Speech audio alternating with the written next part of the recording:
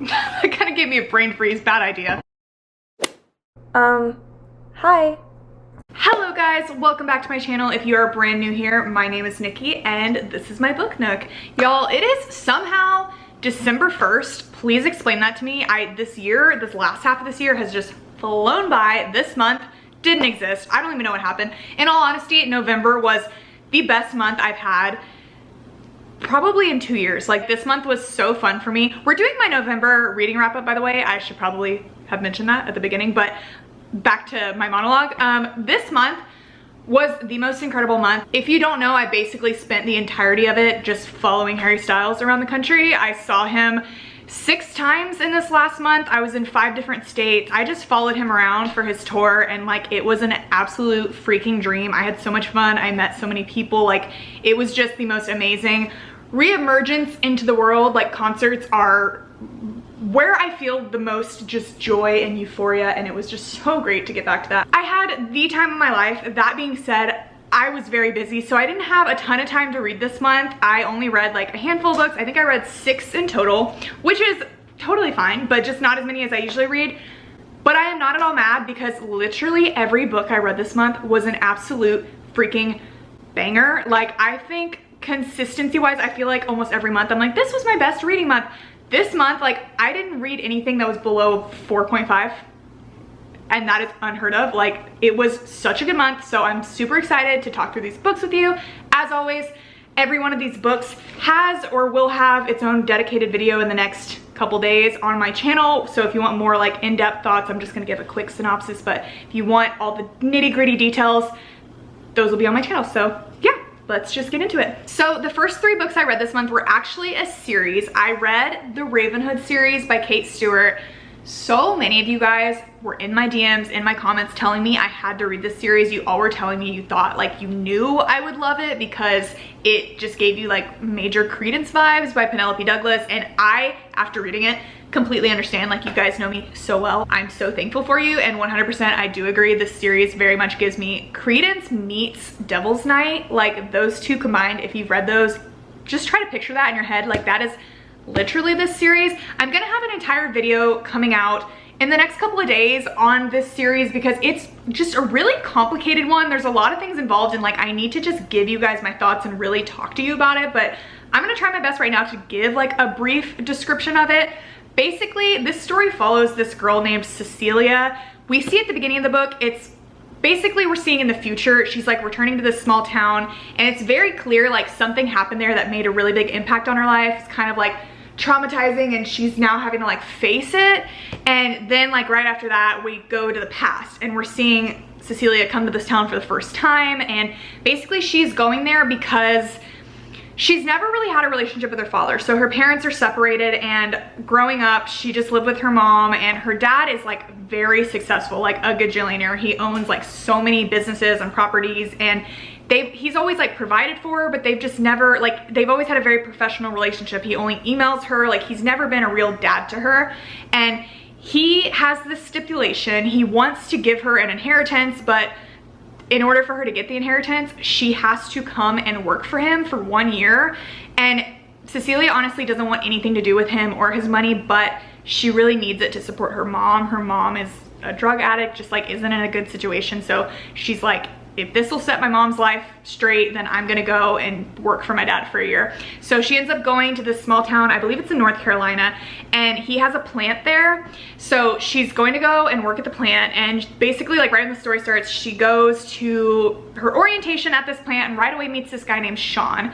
Sean catches her eye right away. He's very good looking. He has this very distinct tattoo of raven wings on his arms, and she's not necessarily looking to get into anything right away, but Sean is very persistent, and he basically convinces her to come to like a party back at his house. And right away when she gets there, it's very obvious that like a lot of people are uneasy about her being in this town because they all know her father. Like, again, it's a small town. Like, a majority of the people that live in the town work for this plant, work for her father, and a lot of them are not a fan of him. One guy at this party in particular is especially unwelcoming to her. It's right off the bat, major enemies situation. You know how those go. We love them, good God. But yeah, Cecilia ends up like making acquaintances with a lot of Sean's other friends and a lot of other people in this town, and notices that they all kind of have this raven wing tattoo situation, and it turns out to be like this sort of brotherhood. You really don't learn what it means. Like, so much of this series you're trying to figure out just like what the hell is going on. That's the interesting thing about this series. So it's a little weird.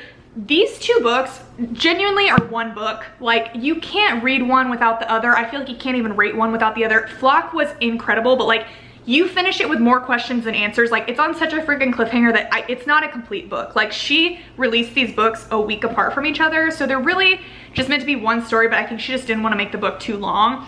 And then it was supposed to end here. Like, this was like the end of the series, but then I think people were just like, are you kidding me? We need more, because this one does also end like a little bit.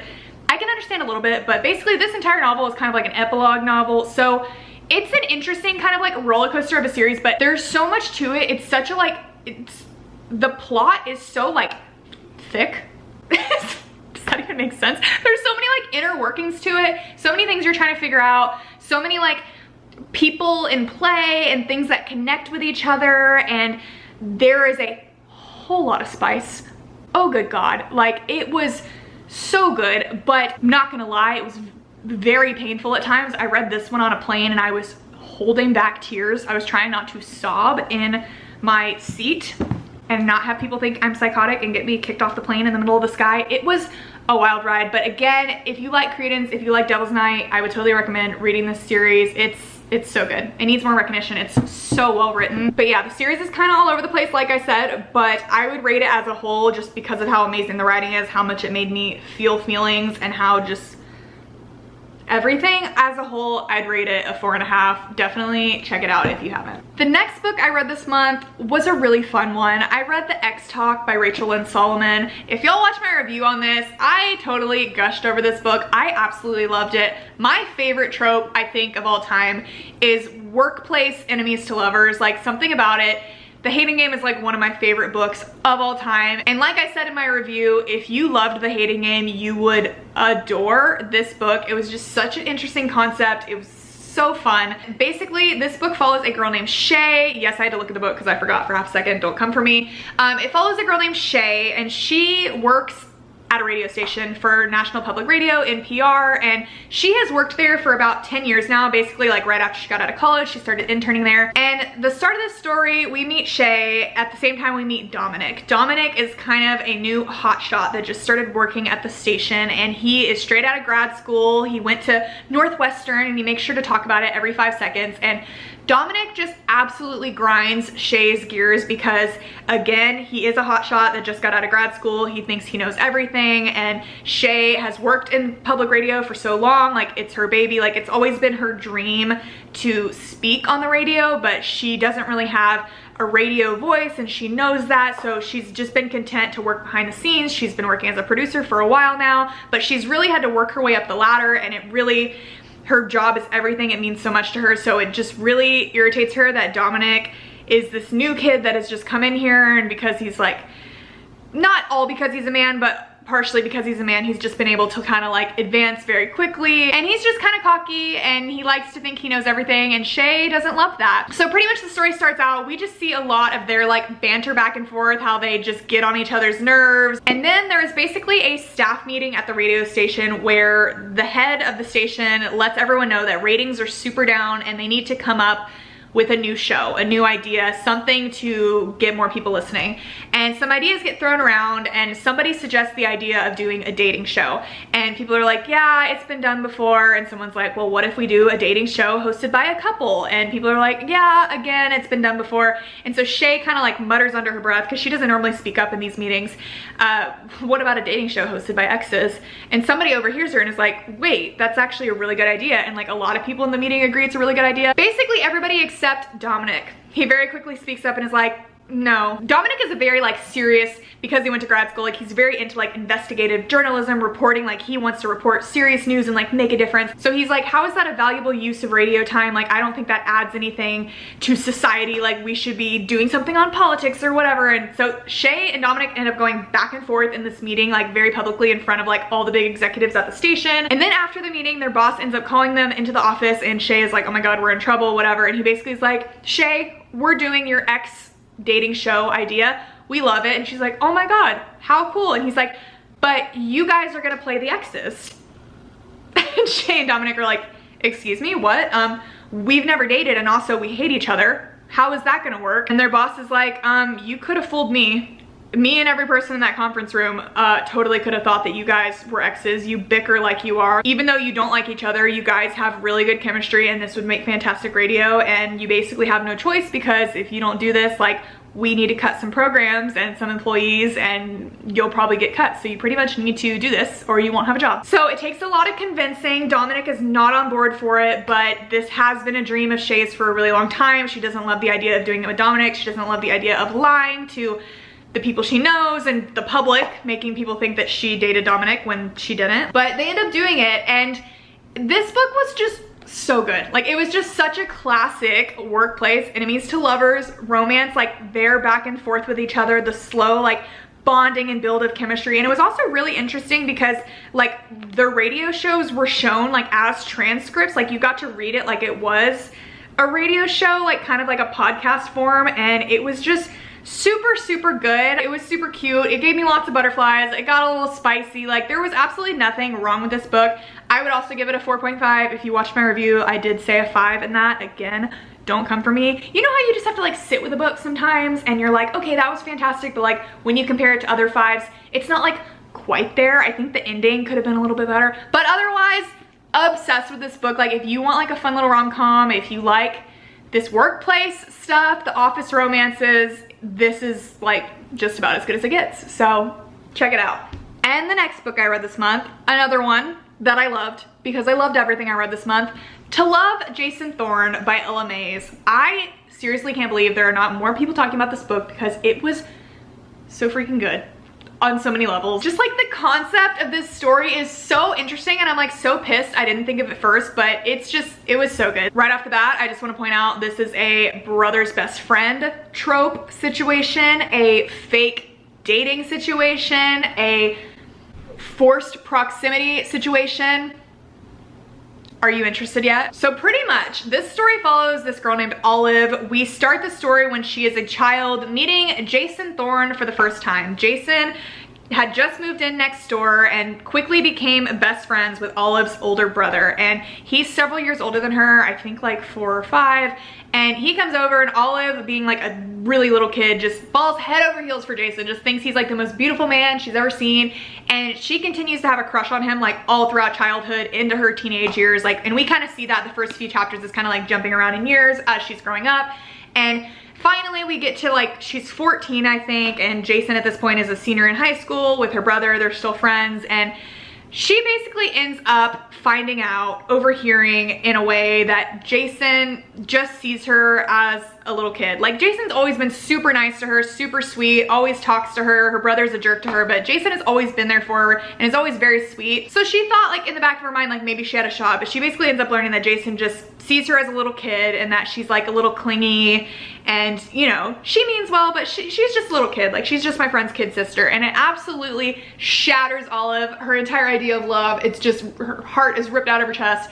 It's devastating. Shortly after that happens, Jason's mother ends up passing away, so he has to go and move in with his dad in another state. So they end up separating and kind of going their separate ways. So then we fast forward 7 years, and at this point we start getting both points of view, and we learn that Jason is now a famous actor. He started acting once he moved with his dad, and he got famous very quickly, and he's kind of one of the most like famous actors in Hollywood now. And Olive is now just about to graduate college, and she has actually written a best-selling novel. It completely took off, and it turns out the story is very much inspired by real-life events. It's essentially the story of Olive and Jason. It's like the story of a girl that falls in love with her brother's best friend, but in this story, she kind of wrote her own dream happy ending. So now Olive has basically been contacted by a movie production company. Somebody wants to buy the rights to her book to make a movie out of it. And Olive ends up going to this meeting, and you'll never guess who they have in mind to play the main character in the book. Jason strolls into this meeting, and they basically reconnect with each other. Olive is losing her mind because that's the last thing she expected to happen. Jason has no idea this book was written about her. Jason hasn't seen Olive in all these years. The first time he sees her again, he's like, oh my God. Literally doesn't recognize her at first. She's all grown up. I love that moment. I love the like childhood friends to lovers when like or I guess specifically brother's best friend. Whenever the brother's best friend finally starts seeing the best friend's sister as like a woman, like that is always, it's so good every single time. But so yeah, at the same time that Jason has agreed to do this movie, he's started to reconnect with Olive. He has a lot of things going on having to do with his PR. He's had a really bad reputation just in the media of like kind of being a playboy, just getting into some bad stuff. And his PR team is like stressing because he's losing deals left and right. And they basically tell him like, you need to be in a relationship. Like you need to do something to clean up your act. And the best way to do that is to be in a public relationship. And he's like, okay, like find me someone to fake date. And they're like, no, that's not good enough. Like you need to, if you're really serious about this, like you need to marry someone for a few years and show that you are like a family man, you're a serious dude, a serious actor, like get people focused on your talent and your movies again. And then, you know, you can go back to being single and doing what you want. And Jason is not at all thrilled with this idea. He doesn't want to do it, but at the same time that his PR company is trying to like find someone to convince him to fake marry, Olive and Jason have started being seen in the public. He's again very famous, so people take pictures of him, they end up online, and people have posted some pictures of him and Olive, and they're like, who is this mystery girl? They quickly learn that it's, you know, the writer of this book, of this movie that Jason's about to be in, and people are like, oh my god, wait, they're childhood friends too, so cute, and people are like shipping them. So his PR team is like, you need to marry Olive. Like, this is the perfect answer, you've got to do this. And so it gets posed to Olive, and obviously she's been in love with this guy her whole childhood, and then he shattered her heart, but there's still a place for him deep in there, and it is so good. Like there's just so many cool elements like twisted into this book, twisted into this story, like the brother's best friend, and then the all grown up, and then they're fake getting married, but there's actual feelings involved. And of course all Olive has ever wanted is to marry Jason, but like it's fake, so she like doesn't want to say yes. Like this book is so good, seriously. Like if I haven't convinced you yet, just read this book. Like there's literally no reason not to. Very steamy. Just go read it, okay? And the last book I read this month, I am still giddy over. This is one of my favorite books I've read all year, one of my favorite books I've read ever. If I can tell you anything, it got my library stamp. Can you see that? Like from the library of Nikki Witt. My sister got that made for me for Christmas. I only do that to like my most loved and cherished books, like books that will never be leaving my possession. So have I hyped it up enough? The Wall of Winnipeg and Me by Mariana Zapata. Holy freaking crap. I adored this book. This was actually another fake dating moment that I didn't even intend to read back to back. I actually read 3 fake dating books back to back this month. I love that for me. So basically, this story follows a girl named Vanessa. She has been the personal assistant for the last couple of years to Aiden Graves. He is basically one of the most popular NFL players in the world. He is referred to as the Wall of Winnipeg because he's from Winnipeg in Canada, and he's like the best defensive player in the league. It's just what everybody knows him as. Vanessa and Aiden have never had a good relationship ever. She basically signed up for this job because she just found it online. She doesn't know anything about football. She didn't know anything about Aiden, and that made her the perfect assistant for him because obviously she's not gonna be a fangirl.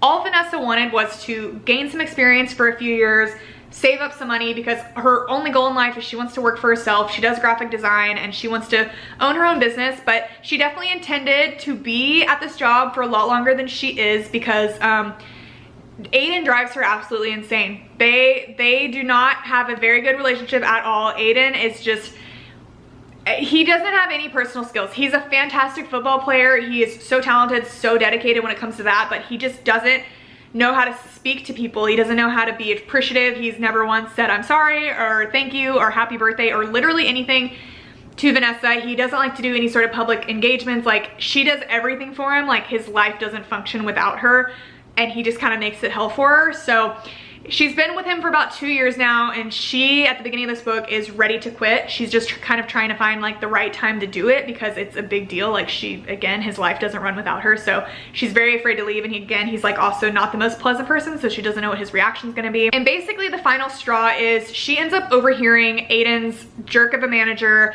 talking badly about her, and Aiden, because he never has anything to say, like he literally just communicates in like grunts, doesn't defend her, and she's like, this is the final straw, like I deserve better. And so she quits, and Aiden again doesn't really have anything to say about it. He's just like, okay, like bye.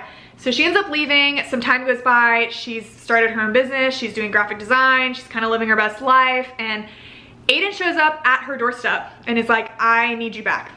Like, I basically starts like begging her to come back. She's like, are you kidding me? No. Like, I have a job now, I'm not coming back. Like, you didn't treat me how I deserved. He's like, please, I need, like, Aiden has never admitted to needing anything. He's never shown appreciation for her in the 2 years that she's worked there, but he like really wants her to come back and she's not doing it. So he ends up making like 5 different attempts to come and get her to come back. And finally she's like, what's really going on? Because she's been able to tell over the last month that something was like especially weird with him. And Aiden ends up admitting that, again, he's from Canada, so his visa is about to expire and he's not gonna be able to stay in the States. Basically, he's kind of like in between contracts for football. He doesn't know what's going on with that, and he doesn't want to go back to Canada. Like, he wants to stay in America. And so she's like, okay, I'm sorry, like, that's not really my problem. You should have figured that out like a long time ago. And she's like, why don't you just find someone to marry you? You're Aiden Graves, like, anybody would do it. And he's like, yeah, I want you to do it. Basically, I want you to marry me. She's like, excuse me? Like, we don't even like each other. Why would I marry you? And he's like, I like you as good as I like anybody else. He basically, this big, like, freaking 6'4" massive football player is like on his knees begging this woman to marry him because he needs her and because he's such a jerk and he knows he's a jerk and he's so like strict with his life and his schedule, and Vanessa's the only person that understands him, and she's like, no, absolutely not. Finally, he ends up offering to pay off all of her student loans and buy her a house if she does it. And Vanessa has like a ton of student loans because lots of personal things in her life sent her to go to school out of state, and she racked up like hundreds of thousands of dollars in loans, and like him doing that would be absolutely life-changing for her. Like, she literally can't say no to it. So she ends up agreeing. They have to move in together, obviously, because they're fake dating, and Aiden is a very public figure. That's like another thing that's very interesting about this fake dating. Kind of the same with the book before. Like, it's not just fake dating, it's fake dating like a famous person. You're in the public eye, like there's no hiding it. There's gonna be paparazzi, there's gonna be like crazy fans, like there's so much to it. But this book, Mariana Zapata is the queen of slow burn. Like, this was a thick book. It was like 700 pages, but I was entertained for every single second of it. Just all the little moments here and there, like I was just smiling like a freaking idiot. I adored this book. There were so many quotes that I highlighted throughout it. It just, I can't recommend it enough. I feel like I can't even do it justice talking about it because you just need to read it. I hold it very near and dear to my heart. I know, like, I can just tell, like, this is a comfort book. Like, reading it for the first time, I'm like, this is going to be a comfort read that I reread over and over again. Like, anytime I want to feel something again. It was just so good. So yeah, that is it. That is all the books I read in the month of November. 6 books. I'm gonna try to pick this up without dropping it. It was a very good time. I had lots of fun. We only have 1 month left in this year, y'all. That's crazy. I feel like I'm probably gonna get a lot of reading done this month just because, like, it's the holidays. I'll be off work here and there, but honestly, I don't even know. I don't even know what I'm gonna try to read. I'm not even gonna make any promises, but yeah, that is it for me today. Let me know in the comments down below what your favorite book was that you read in the month of November. If you read any of these books, I would love to hear your thoughts on it. But yes, thank you guys so much for watching, and I will talk to you very soon. Bye!